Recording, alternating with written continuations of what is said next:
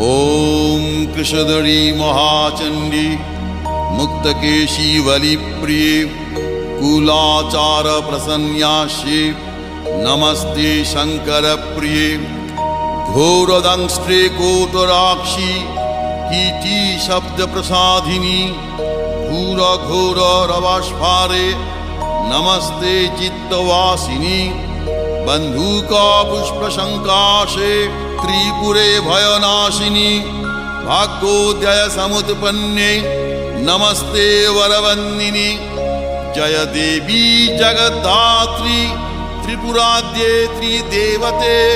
भक्तेभ्य वरदे देवी महिषग्नि नमोस्तुते घोर विघ्न विनाशाय कुलाचार समृद्धये नमामि वरदे देवी मुंडमाला विभूषणे रक्तधारा